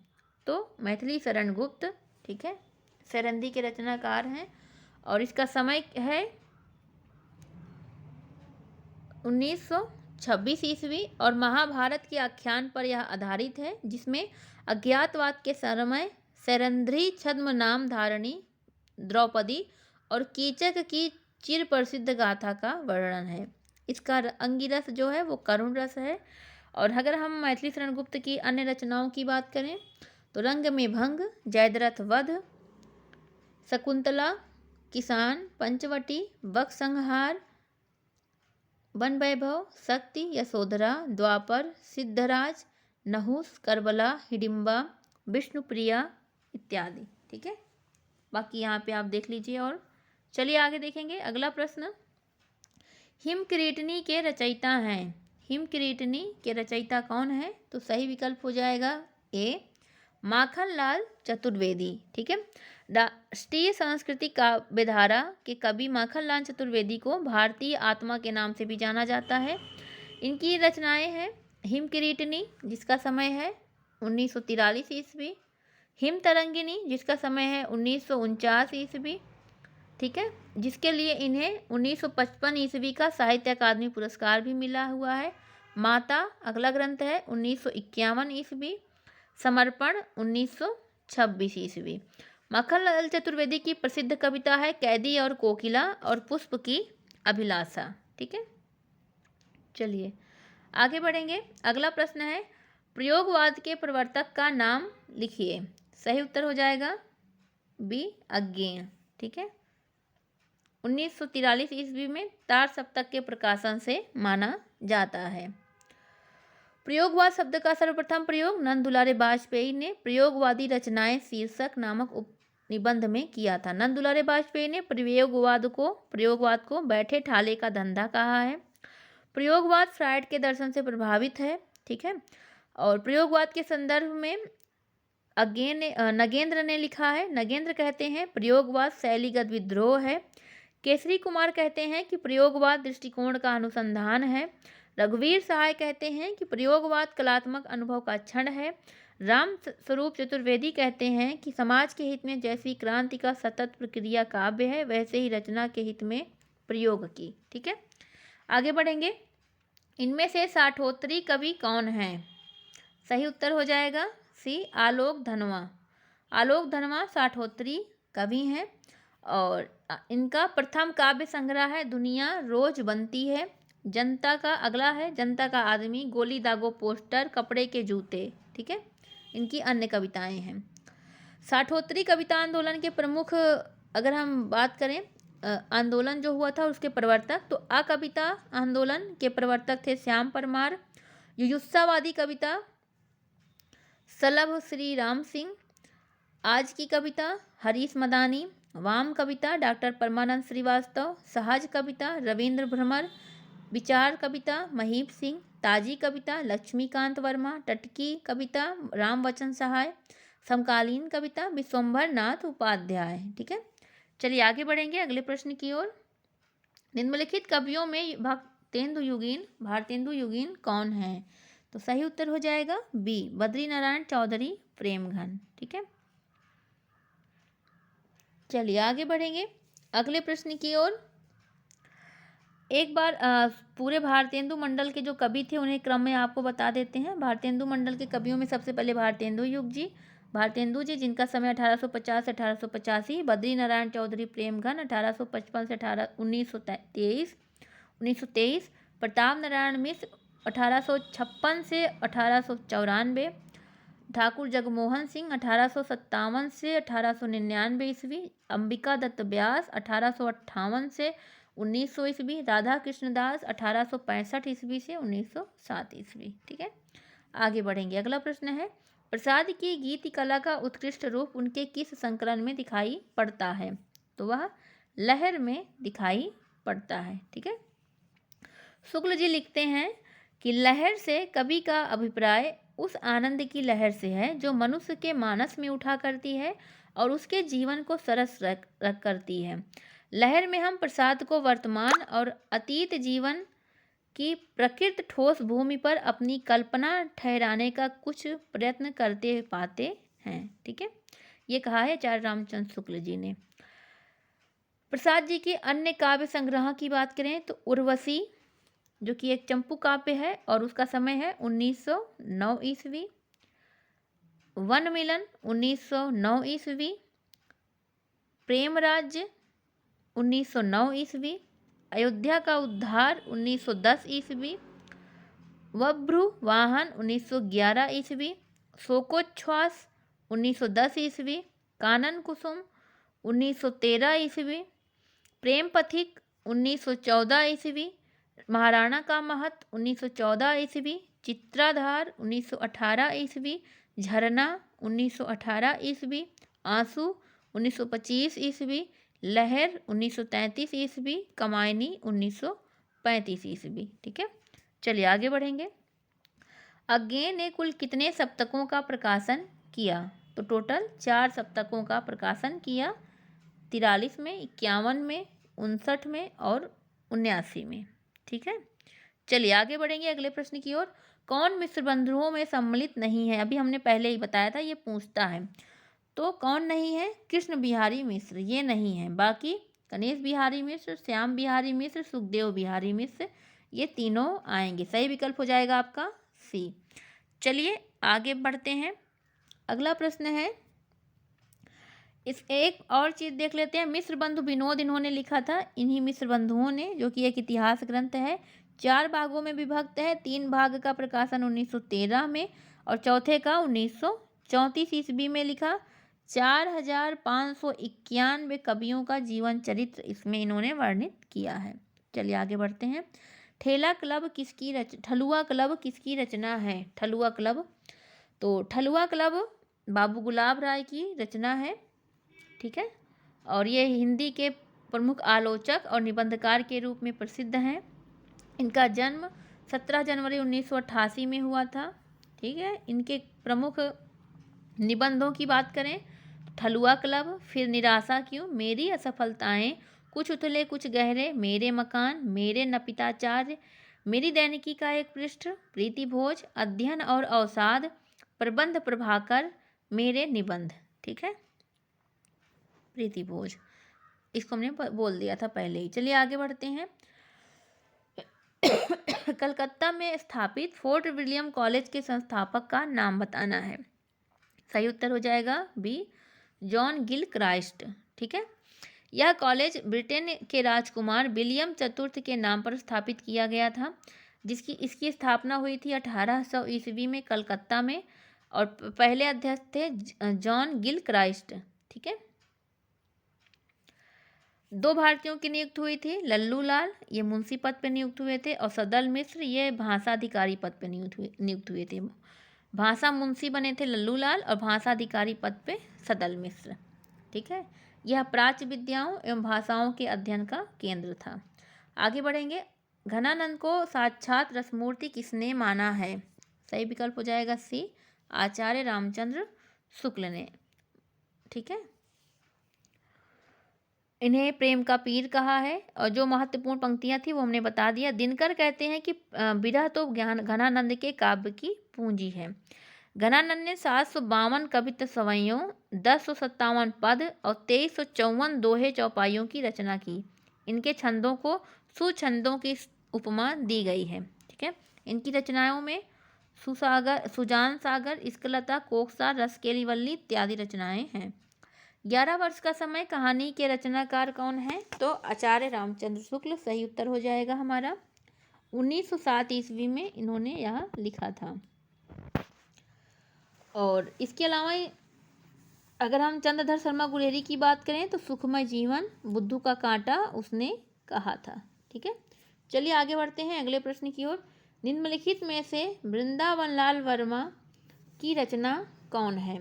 तो इसमें सही विकल्प क्या हो जाएगा? सही विकल्प है ए, गढ़ कुंडार। यह एक उनका उपन्यास है, ठीक है। वृंदावन लाल वर्मा को हिंदी में सर वाल्टर स्कॉट की उपाधि दी जाती है। वृंदावन लाल वर्मा के ऐतिहासिक उपन्यास बुंदेलखंड के मुस्लिम शासनकाल की पृष्ठभूमि पर आधारित हैं, ठीक है, जिसमें इन्होंने बहुत सारे उपन्यास रचे, जैसे गढ़कुटार, विराटा की पद्मिनी, झांसी की रानी, कचनार, मृगनयनी, टूटे कांटे, अहिल्याबाई, भुवन विक्रम, माधवजी सिंधिया, रामगढ़ की रानी, महारानी दुर्गावती, कीचड़ और कमल, सोती आग, देवगढ़ की मुस्कान, ठीक है। चलिए आगे बढ़ेंगे अगले प्रश्न की ओर। मारे सी मोहि कुठाओं के लेखक हैं। सही विकल्प है हमारा बी, चंद्रधर शर्मा गुलेरी, ठीक है। इनके 2 निबंध हैं, एक मारे सी मोहि कुठाओं और दूसरा कछुआ धर्म, ठीक है। उसने कहा था इनकी कहानी है। आगे बढ़ेंगे अगले प्रश्न की ओर। भारतेंदु समग्र के संपादक कौन हैं? तो इसका सही उत्तर हो जाएगा सी, हेमंत शर्मा भारतेंदु समग्र के संपादक हैं। यह भारतेंदु समग्र एक समाचार पत्र है, ठीक है। इसके अलावा प्रमुख समाचार पत्र उदंत मार्तंड, जिसके जुगल किशोर कलकत्ता से, बंगदूत राजा राम मोहन राय कलकत्ता से, प्रजा हितैषी राजा लक्ष्मण सिंह आगरा से, भारतेंदु राधाचरण गोस्वामी वृंदावन से, और ब्राह्मण प्रताप नारायण मिश्र कानपुर से प्रकाशित होती थी ये पत्रिकाएं। चलिए आगे बढ़ेंगे। चिंतामणि भाग 4 के संपादक हैं। सही उत्तर हो जाएगा ए, कुसुम चतुर्वेदी एवं ओम प्रकाश सिंह, ठीक है। इस भाग में 1902 ईस्वी से लेकर 1939 ईस्वी तक के प्रकाशित निबंध हैं, जिस टोटल कह सकते हैं 47 निबंध हैं, ठीक है। चिंतामणि निबंध संग्रह के लेखक हैं आचार्य रामचंद्र शुक्ल। इसके संपादक भी शुक्ल जी हैं। चलिए आगे बढ़ेंगे अगले प्रश्न की ओर। बाकी आप देख सकते हैं तीसरे के, दूसरे के, ठीक है। रश्मिलोक के रचयिता हैं, सही उत्तर हो जाएगा सी, रामधारी सिंह दिनकर। समय है 1774 ईस्वी रश्मिलोक का, ठीक है। और इनके अन्य ग्रंथों की बात करें दिनकर की, तो रेणुका 1935 ईस्वी, हुंकार 1939, रसवंती 1940, द्वंद्व गीत 1940, कुरुक्षेत्र 1946, सामधेनी 1947, रश्मिरथी 1952, उर्वशी 1961, परशुराम की प्रतीक्षा 1963, आत्मा की आंखें 1964, हारे को हरिनाम और धूप और धुआं 1951, नीम के पत्ते, ठीक है। दिनकर को राष्ट्रीय संस्कृति चेतना और प्रगतिशील चेतना दोनों ही इनके काव्य में दिखाई देती है, ठीक है। चलिए आगे बढ़ेंगे। अज्ञेय द्वारा संपादित 4 तार सप्तकों में 3 कवित्रियाँ भी संकलित हैं। कौन कौन कवित्रियाँ इनके चारों सप्तकों में सम्मिलित हैं? तो सही विकल्प हो जाएगा सी, शकुंतला माथुर, कीर्ति चौधरी और सुमन राजे, ठीक है। शकुंतला माथुर दूसरे सप्तक में, ये दूसरे में, कीर्ति चौधरी तीसरे में और सुमन राजे चौथे सप्तक में संकलित हैं, ठीक है। चलिए आगे बढ़ेंगे। अगला प्रश्न है, इनमें से सबसे पुरानी कहानी कौन सी है? तो सही विकल्प हो जाएगा ए, रानी केतकी की कहानी, जिसके रचनाकार हैं इंसा अल्लाह खां, ठीक है। और इसका समय 1798 से 1803 के मध्य इसकी रचना हुई, ठीक है। इसको उदयभान चरित भी कहा जाता है। अगला है प्रश्न, आधुनिक काल को गद्यकाल किसने कहा है? तो हमारे आचार्य रामचंद्र शुक्ल जी ने कहा है। चलिए आगे बढ़ेंगे अगले प्रश्न की ओर। रानी केतकी की कहानी के लेखक कौन है? अभी अभी हमने देखा इंसा अल्लाह खां। आगे बढ़ेंगे फिर से। कमायनी किसकी पुत्री थी?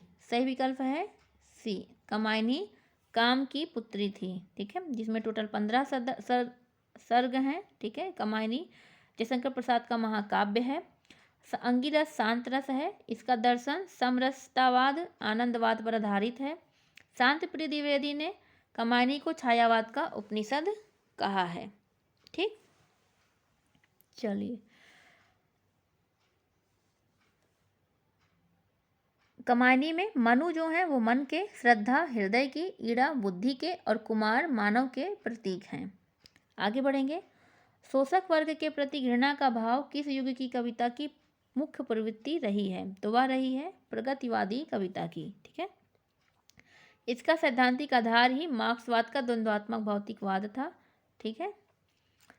और जो राजनीति में समाजवाद या साम्यवाद है वही साहित्य में जाकर प्रगतिवाद हो जाता है।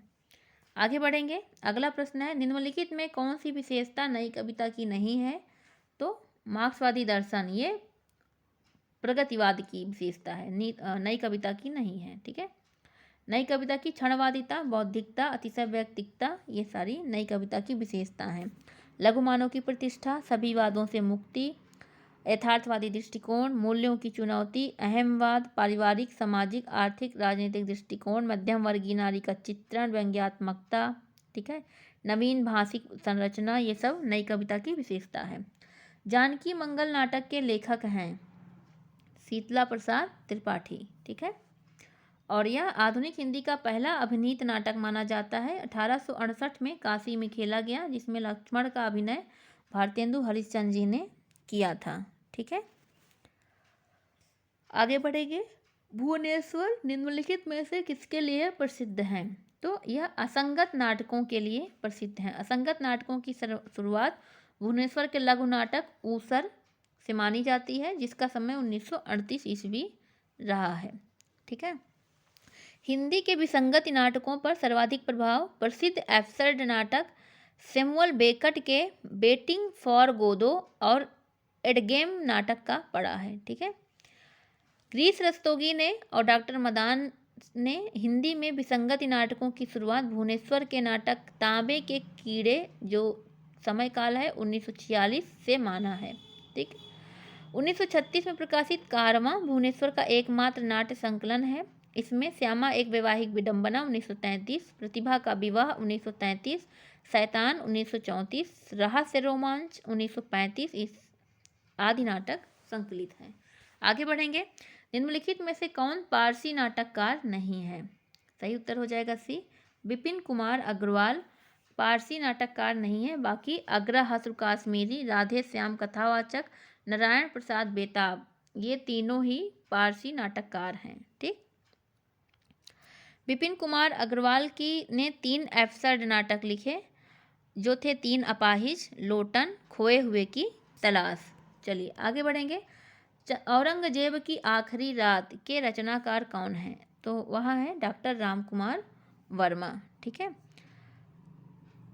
रामनाथ सुमन हिंदी के प्रथम एकांकीकार डॉक्टर रामकुमार वर्मा को मानते हैं। डॉक्टर रामकुमार वर्मा के अन्य एकांकी की बात करें हम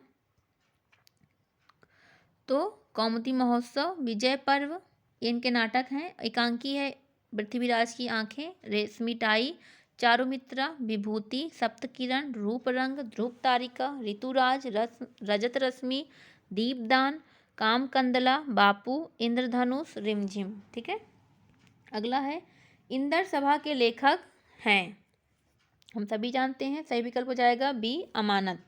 यह एक गीत रूपक नाटक है। आगे इसका समय बात करें तो 1853 ईस्वी, 1853 ईस्वी। चलिए आगे बढ़ेंगे।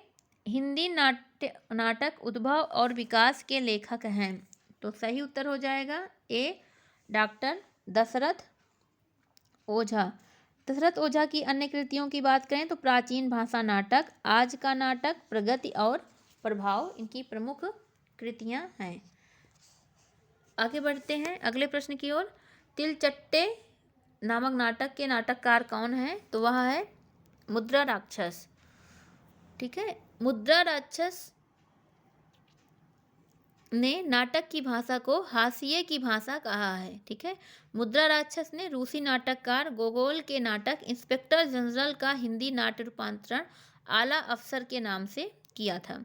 इनके प्रमुख नाटक हैं तिलचट्टा, योर्थ फेथफुली, मरजीवा, आला अफसर, तेंदुआ, प्रथम प्रस्तुति, गुफाएं, संतोला इत्यादि। ठीक, चलिए आगे बढ़ेंगे। भिखारी दास का विदेशिया है। विदेशिया क्या है? तो यह एक लोक नाटक है। ठीक है, इनके द्वारा रचे गए अन्य लोक नाटक हैं विदेशिया, भाई विरोध, कलयुग प्रेम, गबर घिचोर, गंगा स्नान, स्नान, ननद भौजाई, विधवा बिलाप, पुत्र वध, कलयुग प्रेम, राधे श्याम बहार। ठीक है, इत्यादि। ये एक महान लोक कलाकार थे। इन्हें भोजपुरी का शेक्सपियर कहा जाता है। ठीक है, भिखारी ठाकुर को नाम याद रखिएगा। इनकी मातृभाषा जो थी वो भोजपुरी थी और भोजपुरी को इन्होंने अपने काव्य और नाटक की भाषा बनाया। साहित्य की किस विधा में रंग निर्देश होता है? सही उत्तर हो जाएगा सी नाटक में। ठीक है, चलिए आगे बढ़ेंगे। अगला प्रश्न है अतिरंजना किस नाट्य परंपरा की प्रमुख प्रवृत्ति रही है? पारसी नाटक की। अतिरंजना पारसी नाटक की प्रमुख प्रवृत्ति रही है। नारायण दास बेताब, आगरा हस कश्मीरी, राधे श्याम कथावाचक, तुलसीदास सैदा प्रमुख पारसी नाटककार हैं। ठीक, आगे अगला प्रश्न है मोहन राकेश के किस नाटक में विलोम नामक पात्र है? तो सही उत्तर हो जाएगा ए आषाढ़ का एक दिन, जो कि इनका एक ऐतिहासिक नाटक है। इसका समय है 1958 ईस्वी। प्रमुख पात्र हैं कालिदास, विलोम, मातुल, देंतुल, अंबिका, मल्लिका। ठीक है, इनके मातुल, दंतुल, अंबिका, मल्लिका। इनके अन्य नाटकों की बात करें मोहन राकेश के तो आषाढ़ का एक दिन, लहरों के राजहंस, आधे अधूरे, पैर तले जमीन, अंडे के छिलके, सिपाही। ठीक है, और बहुत सारे इनके नाटक हैं। चलिए आगे बढ़ेंगे अगले प्रश्न की ओर। रूठी रानी उपन्यास के लेखक हैं कौन? तो ए मुंशी प्रेमचंद। ठीक है, 1907 ईस्वी में मुंशी प्रेमचंद जी ने रूठी रानी नामक ऐतिहासिक उपन्यास की रचना की और यह प्रेमचंद का हिंदी में मूल रूप में लिखा गया प्रथम उपन्यास अगर हम बात करें तो कायाकल्प है। ठीक है, हिंदी में लिखा गया पहला उपन्यास इनका कायाकल्प 1926 ईस्वी। चलिए आगे बढ़ेंगे। ये आप देखिएगा, हिंदी में मूल रूप में लिखा गया पहला उपन्यास कायाकल्प, समय है 1926। अन्य उपन्यास आप सभी जानते हैं, देख लीजिए। आगे बढ़ते हैं। उदंत मार्तंड समाचार पत्र के संपादक हैं कौन? सी जुगुल किशोर शुक्ल, ठीक है। हिंदी की प्रथम पत्रिका उदंत मार्तंड 30 मई 1826 को कानपुर निवासी पंडित जुगल किशोर के संपादकत्व में कलकत्ता से प्रकाशित हुई, ठीक है। इसी दिन को आधार मानकर 30 मई को राष्ट्रीय हिंदी पत्रकारिता दिवस मनाया जाता है। इसमें खड़ी बोली को मध्य देशीय भाषा के नाम से उल्लेख किया गया है, याद रखिएगा। आगे बढ़ेंगे। उदंत मार्तंड का प्रकाशन तिथि अभी अभी हमने पढ़ा, क्या? 30 मई 1826। 30 मई 1826 विकल्प सही है सी। साप्ताहिक पत्रिका थी, ठीक है। जिन ध्वनि चिन्हों, अगला प्रश्न है, द्वारा मनुष्य परस्पर विचार विनिमय करता है उसको समष्टि रूप में भाषा कहते हैं। भाषा की यह परिभाषा किसकी है? सही उत्तर हो जाएगा सी, डॉक्टर बाबूराम सक्सेना की, ठीक है। आगे बढ़ेंगे। श्याम सुंदर दास जी की क्या है? मनुष्य और मनुष्य के बीच वस्तुओं के विषय में अपनी इच्छा और मति का आदान प्रदान करने के लिए व्यक्त ध्वनि संकेतों का जो व्यवहार होता है उसे भाषा कहते हैं। आचार्य देवेंद्र शर्मा की लाइन क्या है? मनुष्य परस्पर विचार विनिमय सहयोग अथवा भावाभिव्यक्ति करते हैं। यह आचार्य देवेंद्र शर्मा की भाषा संबंधी परिभाषा है। इसके अलावा मंगल देव शास्त्री कहते हैं कि भाषा मनुष्यों की उस चेष्टा या व्यापार को कहते हैं जिसमें मनुष्य अपने उच्चारणोपयोगी शरीरावयवों से उच्चारण किए गए वर्णनात्मक या व्यक्त शब्दों द्वारा अपने विचारों को प्रकट करते हैं, ठीक है। चलिए आगे बढ़ते हैं अगले प्रश्न की ओर। अणा ध्वनि, अणा व्यंजन है किस प्रकार का? तो हम सभी जानते हैं यह मूर्धन्य प्रकार का व्यंजन है, इसका उच्चारण स्थान मूर्धन्य है। अन्य आप देख सकते हैं और इसके पहले हमने बताया भी था, कंठ, ताला व मूर्धन, दंत, ओष्ठ, दंतोष्ठ, ठीक है। अस्वर है किस प्रकार का? सही विकल्प हो जाएगा ए, विवृत। विवृत स्वर है आ, मुख्य विवर के आधार पर आप इसे देख लीजिए। अर्ध विवृत स्वर है छोटा आ, ए औ। संवृत्त विवर है ई उ ऊ, ठीक। अर्ध संवृत्त विवर है ए ओ, ठीक है। चलिए ये इंपॉर्टेंट है, बहुत ज़्यादा पूछता है। आगे बढ़ेंगे अगले प्रश्न की ओर। अगर हम बात करें विवृत स्वर क्या होता है, तो विवृत स्वर है जिन स्वरों के उच्चारण में मुख द्वार पूरा खुलता है, आ पूरा खुल रहा है तो वो विवृत, जिसमें आधा खुले वो अर्ध विवृत। अर्ध संवृत क्या है? जिसमें जिनके उच्चारण में मुख द्वार आधा बंद रहे, ए ओ, आधा बंद है, ठीक है। संवृत का क्या है? मतलब जिसमें जिन वर्णों के उच्चारण में लगभग बंद रहता है, ई उ मुख द्वार बंद है, लगभग मतलब बंद ही रहता है, थोड़ा बहुत खुला रहता है, वो संवृत वर्ण होते हैं। चलिए आगे बढ़ते हैं अगले प्रश्न की ओर। अक्षर अथवा अक्षरों से निर्मित सार्थक एवं स्वतंत्र ध्वनि अथवा ध्वनि समूहों को कहते हैं शब्द, ठीक है। चलिए, दो या दो से अधिक शब्दों के सार्थक समूह को वाक्य कहते हैं और ध्वनि के लिखित रूप में जिन चिन्हों का प्रयोग किया जाता है उसे लिपि कहते हैं। आगे बढ़ेंगे। जिस वाक्य से किसी के होने का बोध हो उसे क्या कहेंगे? विधिवाचक वाक्य। जैसे मैंने दूध पिया, वर्षा हो रही है, राम पढ़ रहा है, किसी के होने का यहाँ पे बोध हो रहा है, ठीक है। चलिए आगे बढ़ेंगे। अगला प्रश्न है, राजभाषा आयोग के गठन का किस वर्ष हुआ? तो 1955 को, ठीक है। और इसके अध्यक्ष बीजी खेर थे।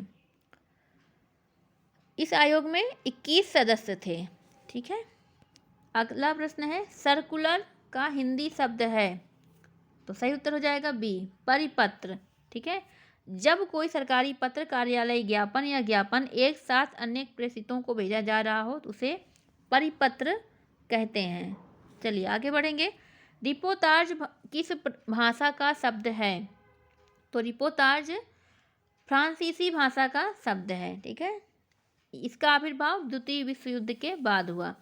रिपोर्टाज के जनक के रूप में रूसी साहित्यकार इलिया एहरेनवर्ज को माना जाता है, ठीक। हिंदी में रिपोर्टाज के जनक शिवदान सिंह चौहान हैं। आगे बढ़ते हैं, हिंदी में शिवदान सिंह चौहान। क्षेत्र विशेष में बोली जाने वाली भाषा को क्या कहते हैं? बोली, ठीक है। जैसे ब्रज, अवधी बोली, भोजपुरी, मगही, मैथिली, बघेली, छत्तीसगढ़ी, ठीक है। बाबूराम विष्णु पराड़कर किस दैनिक के संपादक थे? सही उत्तर हो जाएगा आज। आज नामक दैनिक समाचार पत्र के संपादक थे। 1920 ईस्वी में यह वाराणसी से प्रकाशित होती थी, ठीक है। चलिए आगे, समालोचक पत्र के संपादक थे चंद्रधर शर्मा गुरेरी और यह जयपुर से 1902 में प्रकाशित होती थी। अभ्युदय के थे मदन मोहन मालवीय, 1907 ईस्वी में यह प्रयाग से प्रकाशित होती थी। कर्मयोगी के संपादक थे सुंदरलाल, 1909 ईस्वी में यह प्रयाग से प्रकाशित होती थी। जागरण के थे शिव पूजन सहाय, 1932 ईस्वी में यह बनारस से प्रकाशित होती थी। कर्मवीर के संपादक थे माखनलाल चतुर्वेदी, 1924 ईस्वी में यह जबलपुर से प्रकाशित होती थी। अगला प्रश्न है हमारा, मुझसे उठा नहीं गया वाक्य में कौन सा वाच्य है? तो इस प्रश्न का सही उत्तर हो जाएगा सी, भाववाच्य, ठीक है। मुझसे उठा नहीं गया, भाववाच्य। भाववाच्य किसे कहेंगे? क्रिया के जिस रूप में यह पता चले कि वाक्य में कर्ता या कर्म के बजाय प्रधानता भाव की है, उसे भाववाच्य कहते हैं। जैसे सीता के द्वारा नाचा जाता है, शीला से पढ़ा नहीं जाता, ठीक है। कृतवाच्य किसे कहेंगे? जिसमें क्रिया के जिस रूप से पता चले कि कर्ता में वाक्य में कर्ता की प्रधानता है, उसे जैसे लड़का दूध पीता है। कर्मवाच्य क्या है? जैसे क्रिया के रूप में जब यह पता चले कि वाक्य में कर्म की प्रधानता है, तो उसे कर्मवाच्य कहते हैं। जैसे राम के द्वारा खाना खाया जाता है, उपन्यास मेरे द्वारा पढ़ी जाती है, ठीक है। उम्मीद है आपको समझ में आ रहा होगा। ज्ञापन के लिए अंग्रेजी शब्द है, सही विकल्प है सी, मेमो, ठीक है। चलिए आगे देखेंगे, ये आप देख लीजिए, मेमोरियलिस्टिक, प्रार्थना पत्र लिखने वाला, ठीक है। एप्लीकेबल, उपयुक्त, अनुकूल, लागू, मेथोडोलॉजी, कार्यप्रणाली, ये कुछ शब्द हैं, ठीक है। चलिए आगे अगला देखेंगे, अवैतनिक के लिए अंग्रेजी शब्द है, ठीक है। सही विकल्प हो जाएगा बी। चलिए आगे देखेंगे, अगला प्रश्न है हमारा, उच्चारण के आधार पर आ है क्या? कंठ ध्वनि, ठीक है। कंठ ध्वनि है, ये आप इसे याद रख लीजिएगा, ये ठीक है, ये पूछता है कई बार। चलिए अगला प्रश्न है, एजेंडा के लिए हिंदी शब्द है, सही विकल्प हो जाएगा सी, कार्य सूची, ठीक है। आगे देखेंगे, अगला प्रश्न है हमारा, बाकी आप ये इसे देख सकते हैं। टेंडर जो है, टेंडर निविदा का अंग्रेजी है टेंडर, और कार्य का है वर्ग, और एडहॉक का है तदर्थ, ठीक है। कभी कभी पूछ लेगा तो इसे याद रखिएगा। अंग्रेजी भाषा का उद्भव जिस क्षेत्रीय अपभ्रंश से हुआ उसका नाम है सौरसेनी अपभ्रंश, ठीक है। सौरसेनी अपभ्रंश के अंतर्गत 4 भाषाएं आई, पश्चिमी हिंदी, राजस्थानी, पहाड़ी और गुजराती। राजस्थानी में 4 बोलियां, मारवाड़ी, जयपुरी, मेवाती और मालवी, ठीक है। चलिए आगे बढ़ेंगे अगले प्रश्न की ओर। भरत के अनुसार रसों की संख्या है 8। भरत मुनि के अनुसार रसों की संख्या 8 है। रस संप्रदाय की ये प्रवर्तक थे, आप सभी जानते हैं। इनका जो सूत्र था वह है विभावानुभाव व्याभिचारी संयोगादस्त्र निष्पत्ति, ठीक है। अगला प्रश्न है, निम्नलिखित में से कौन संचारी भाव नहीं है? तो सही उत्तर हो जाएगा ए, स्वरभंग, ठीक है। संचारी भावों की संख्या जो है वो 33 मानी गई है, 33 संचारी भाव हैं। और ये जो स्वरभंग है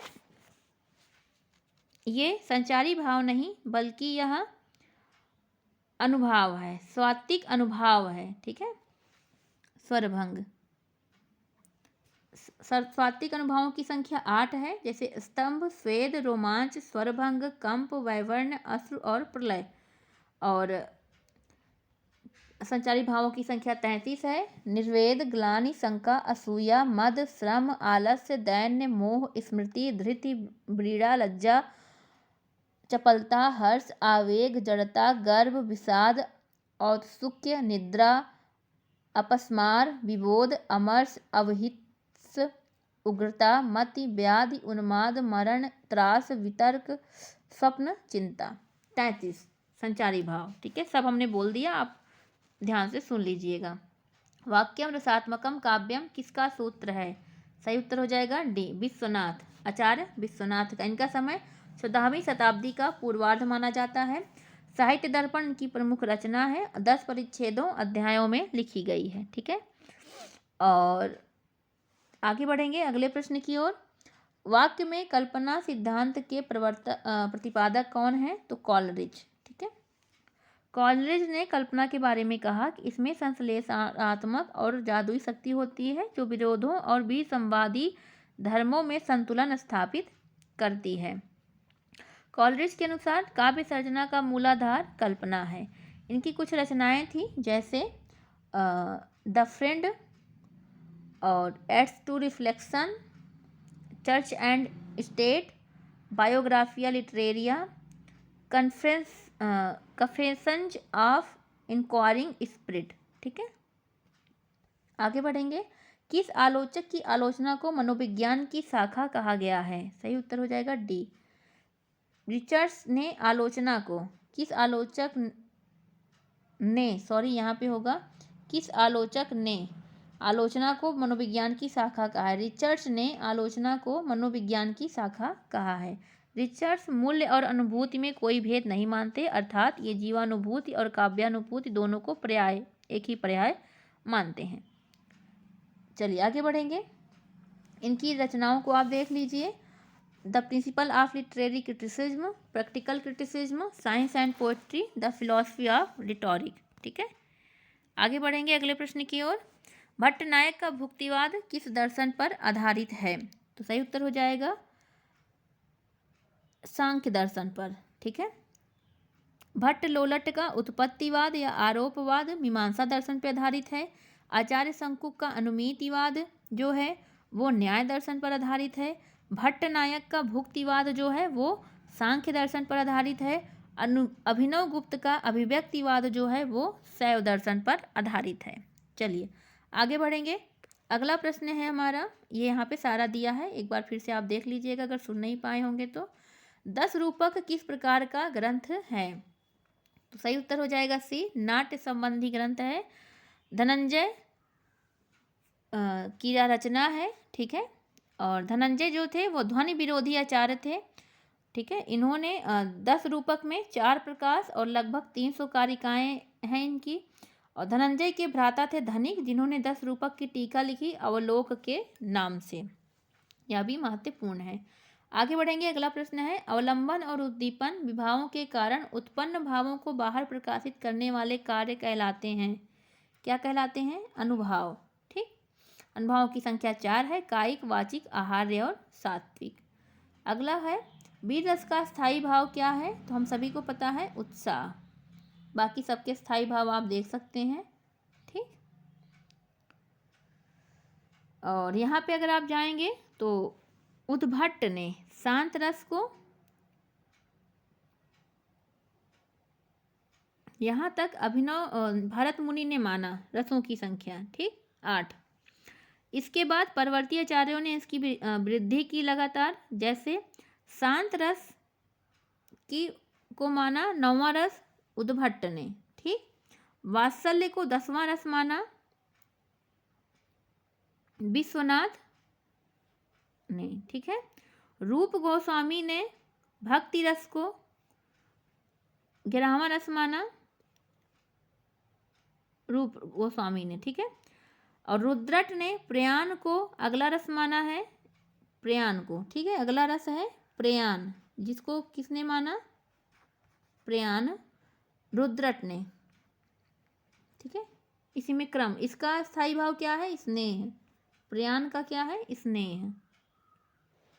चलिए, जहाँ एक व्यंजन की आवृत्ति एक या अनेक बार हो वहाँ पर क्या होता है? वृत्तानुप्रास अलंकार, ठीक है।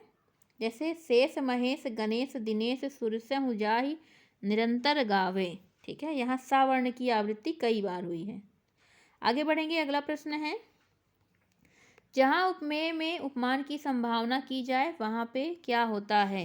जहाँ पे उपमेय में उपमान की संभावना की जाए तो हम सभी जानते हैं वहाँ पर उत्प्रेक्षा अलंकार होता है। जैसे ये फूले का सकल मही छाई जनु वर्षा ऋतु प्रकट बुढ़ाई, जैसे वह देखो वन के अंतराल से निकले माना दो तारे क्षितिज जाल से निकले।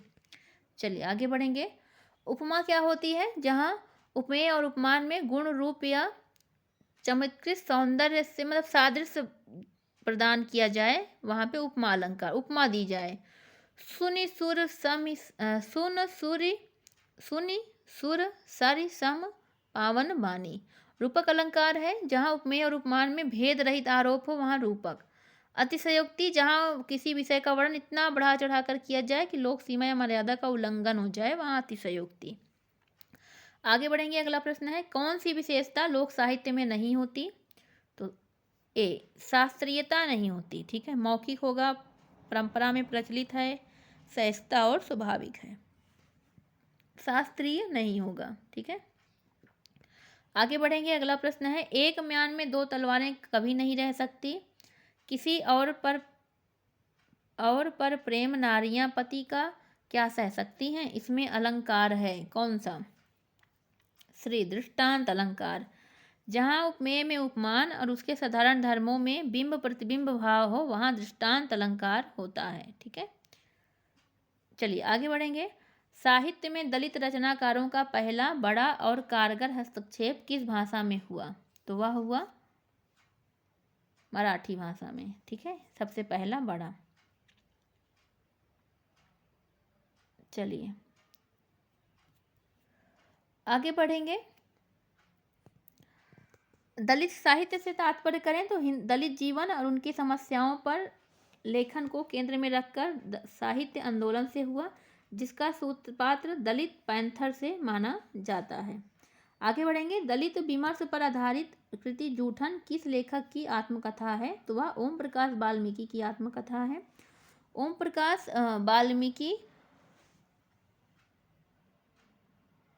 की अन्य रचनाओं की बात करें तो बस बहुत हो चुका, अब और नहीं, सदियों का संताप, शब्द झूठ नहीं बोलते, सलाम, घुसपैठिए, छतरी, दलित साहित्य का सौंदर्य शास्त्र, दो चेहरे, उसे वीर चक्र मिला। इसके अलावा 1995 में मोहनदास नेमिष राय ने अपने जूठन, इनका पहला हिंदी का पहला दलित आत्मकथा है, ठीक है। चलिए आगे देखेंगे, अगला प्रश्न है, आचार्य रामचंद्र शुक्ल ने शब्द सागर में लिखित किस शीर्षक लेख को परिवर्तित और परिमार्जित कर हिंदी साहित्य का इतिहास लिखा?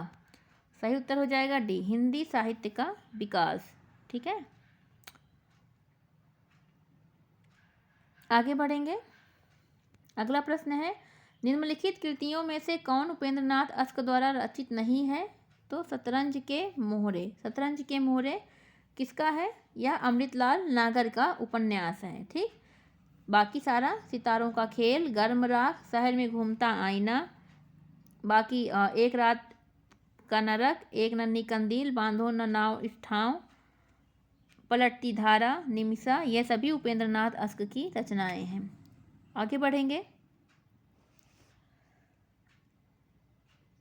बड़ी बड़ी आंखें भी इन्हीं का है, पत्थर दर पत्थर, सितारों के खेल, गिरती दीवारें, गर्म राख।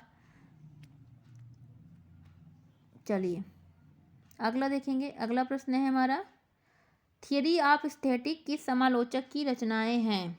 सही विकल्प हो जाएगा सी, क्रोंचे, ठीक है। क्रोंचे की रचना है। 1900 में अपना निबंध aesthetic as the science of expression and general linguistic लिखा था। इसी निबंध का विस्तृत रूप एस्थेटिक 1902 ये प्रकाशित हुआ, जो कि इनकी पुस्तक है। अन्य ग्रंथ है new essays on aesthetic defence of poets. ठीक है, आगे बढ़ते हैं अगले प्रश्न की ओर। ला कृतिका नाम की इनकी एक पत्रिका भी प्रकाशित हुई थी 1902 ईस्वी में, क्रोंचे की। हिंदी में स्त्री विमर्श की अवधारणा को चर्चा में लाने का श्रेय किस कथाकार को दिया जाता है? तो राजेंद्र यादव को।